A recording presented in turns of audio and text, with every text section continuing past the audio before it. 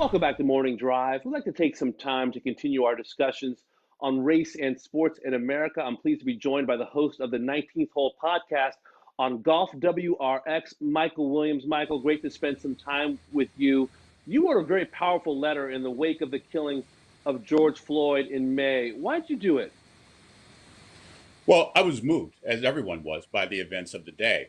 I work in golf journalism. I work in political journalism, doing a show broadcast for Voice of America in English language politics. And the events of the day here in Washington, D.C. were very much on my mind. And of course, with my connection to golf being my passion, and one of my jobs is to write about the golf and golf lifestyle, it was impossible for me to ignore that thing and try to keep it out of the context of what I do every day. And I was also prompted by Jay Monahan, the commissioner of the PGA Tour, who wrote a letter in which he said that he was struggling for a response.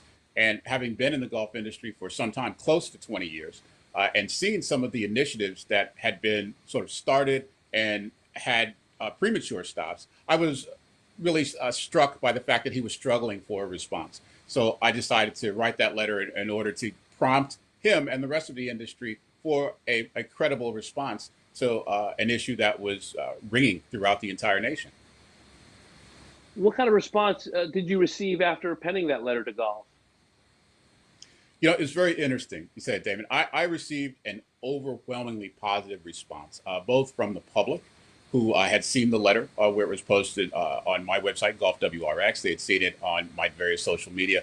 And I really got a lot of response from the golf governing bodies. I received positive responses from the PGA of America, the PGA Tour, from the National Golf Course Owners Association, the USGA. All of these entities wanted to get in touch with me and find out what they could do and how they could make an effective response to this, not only for the moment, not only to respond to the moment, but to respond in perpetuity to how the game could be more inviting, more welcoming, and more diverse, which I think is in its DNA. I think that most people in the game want it to be that way, but it's difficult to get to solutions that work, again, in perpetuity and not just for the moment. So I credit the industry for having a very positive and very powerful response to this letter. And I've been engaged with them ever since. How do we get there, Michael? It seems like people are paying attention. They want to help, but what should the gatekeepers and governing bodies specifically do to address these issues? Well, there's a number of things, David. I'm the type of person, when I put forward a problem, I like to put out solutions as well. So one of the things that I said in my letter was start by recognizing some of the greats of the game. But we have people like Renee Powell, who you've spoken to and know very well. I've spoken to her and know her very well. She is an all-time great. We have Lee Elder. You have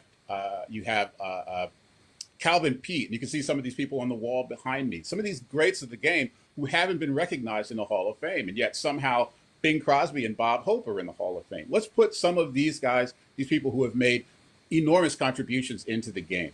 There's also the issue of sort of the institutional systemic nature of the game. People who are in the game for generations tend to be in the game for generations, and the kids from those families or from those clubs tend to get in there because they have the wherewithal and they have the facilities to make things work. Look at Tyler Strafacci winning the U.S. Amateur. That's a legacy. So we have to sort of build a legacy for people and allow for the resources and the opportunities for those people of color to get into the game that haven't been there traditionally. That means money, that means opportunities, that means access to facilities. There's a lot of things there, and there's a number of other things that the organizations can do to make more people of color aware and able to access opportunities, not just on the course, but off the course, as PGA professionals, as marketing people. As I got into the game, I didn't get into the game until I was 35 years old. As a market executive, had never played the game, and I got completely hooked because of the business of golf. So there's so many opportunities to do this thing, but what you really have to do is not want to just make a moment. You have to make an effort. You have to make a plan and follow through with that, with the resources, with the people, with the dedication that it takes, in the same way that an organization would take if they had a green. If you had fungus on a green at Wingfoot, you would do everything that you could to make sure that that fungus goes away. We need to treat diversity and inclusion in that same way, with that same dedication and that same commitment to making sure that it doesn't exist in our game. You mentioned coming to the game of golf late, Michael. You're one of a few African American members of the media. What's been your experience covering the game? Well, it's been really, really positive. It's I don't see many. I mean, when I walk into a room and I see you, I see me, and it's I call it the unicorn club, because it's very easy to find each other in a room. And look, I'm very honored and very blessed to have been afforded the opportunity to get into this game. As I say, I started as an operator, a course operator here in Washington D.C., operating the three federal courses here. And I moved into communications and the media, which is sort of my nature, my strong suit. And it's been wonderful. I had a chance to travel all over the world, meet wonderful people. Because of golf, I met the Dalai Lama and Mike Tyson in the same year. And that's basically the two ends of the universe. And they're loosely connected to golf. And if you give me another spot on the show, I'll tell you how that works. But it's been fantastic. But I don't want to be the only one. I don't want to be the unicorn. I don't want us to be so unique in that room. You see over my shoulder, I won a few years ago the PGA Media Person of the Year in my section, the Mid Atlantic section. I was the first person of color to win an award of any kind in that section. I want to see more kids, youth coming into the game and being media, understanding and being ready to tell the story from their own perspective. There should be more, and I'm going to do whatever I can to make sure that there are more. You mentioned meeting Mike Tyson and the Dalai Lama. That is very powerful. Or do you have some moments in your career that you kind of reflect on and say this is the moment that's kept me in this game? Yeah, if I reach back, there's so many. I mean, having dinner with me, the great grandson of sharecroppers and slaves, sitting down in Mississippi with a group of guys who their great grandfathers were probably slave owners, and in that dinner, I said grace during that dinner. We all looked up and we all had tears in our eyes, and it was just a beautiful thing because we all knew that golf had brought us together. I've had moments like that all over the world, in those unexpected places. But the one story, and I'll tell it quick, is with the Hall of Fame induction of Charlie Sifford.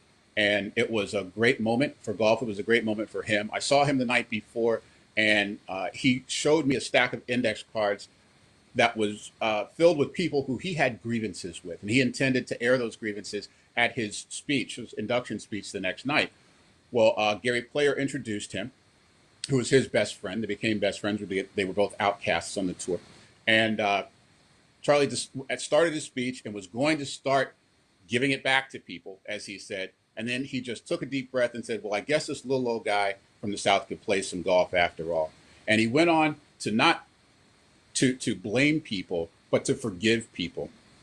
He went on for an hour and a half. There wasn't a dry eye in the house. It was like a moment that I've never seen before in any sport. He gave an absolution to society and to sports as he stood there, a humbled and grateful man. And I thought to myself, this doesn't happen in football. This doesn't happen in basketball. This only happens in golf, where you have this sort of group absolution of sins that came through. It was a powerful moment for me. I tell that story every chance that I get, and I never forget it because it's the way that I feel in my heart about golf. It gives you the opportunity to do things that really no other game and hardly any other pastime or vocation gives you the opportunity to do.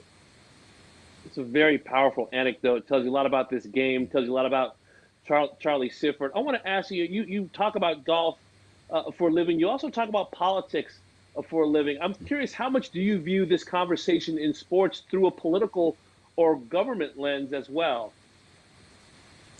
I can't help but do it. As you know, I'm sitting here in Washington D.C. and I'm absolutely marinated and soaked in the politics of the day.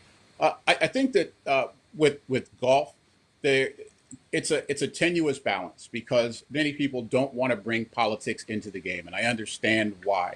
And this isn't necessarily a political issue. Like the politics and current events of the day may have brought this to people's forefront, but the actual answer is that many of the organizations have been wanting to deal with opportunity and diversity and inclusion for a long, long time. And this is just an opportunity to go and be the leader.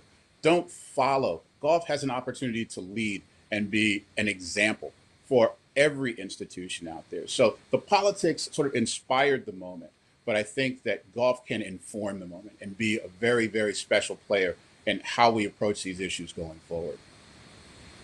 Michael, I'll leave you with this. 10 years from now, how will you know that real lasting change has happened? That's a very good question. I think you'll know it by the people who are sitting in the boardrooms, the C-suites of not only the governing bodies, but the clubs that are there, the major clubs who you see on the PGA Tour, who you see playing. You'll know it by the faces that you see. It'll be a very easy thing to be able to assess the number of players that are there. We all can count, and it is going to be very easy to see that in 10 years. And as I said, I'm committed to do it. I'm very happy that I'm not the only one. There are a lot of people who are working and willing to put their shoulder to the wheel to make this happen. And my thing is, it's a game. Let's get to work. No doubt. Great words, Michael. Always great to see you. Thanks so much for your time and your perspective and adding to this conversation. My pleasure. Thanks so much, Dave.